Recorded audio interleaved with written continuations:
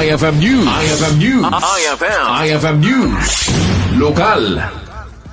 Mapadpadaanan natin sa Gipbuhay version 2 Ride for a Cause 2026 ni PNP San Nicolas Advocacy Group ti Ride for a Cause kat adati kagem na ang maikan ti tulong iti may sa kadagiti NUP when non-uniform personnel ti PNP San Nicolas. Mapaspasan ngayon diti umay September 6 sir adati sa Gipbuhay version 2 tayo. Okay, so kasan mechanics sila sir? Bale, ag-register tayo sir. The registration na is 700 pesos. And adamit digiti freebies ng maitid sir.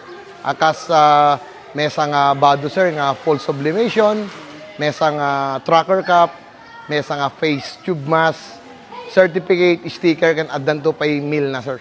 Imbata ni Mr. Louie Bonifacio, Chairman ng FMP Ryan Incorporated kan Vice President ng PNP San Nicolas Advocacy Group nga arig na nalikaw dati Ilocos Norte iti kaadayo ti likawon da. The rota na dati sir is ag-start date iti Ferdinand Edrelin Mini Cultural Center sir. Isunok ko iti arrangement itoy.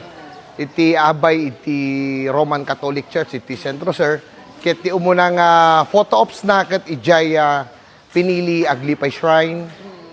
Next is sa Nueva Era Municipal Hall, Solsona Municipal Hall, and then agpapidig tayo sir via Palyas Valley Bintar. Adanto photo ops tayo nga maudi ijay Palyas View Deck, and also ag-exit ito Bacara Sanghera through Bacara Parinas Bypass Road by Northwestern University, and then ag-finish tayo matlang apo diti FE Mini Cultural apo.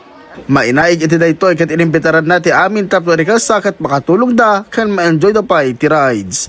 Para iti IFM News, ay Dolores Martinez na Talk IFM. IFM News. IFM News. IFM News. Lokal.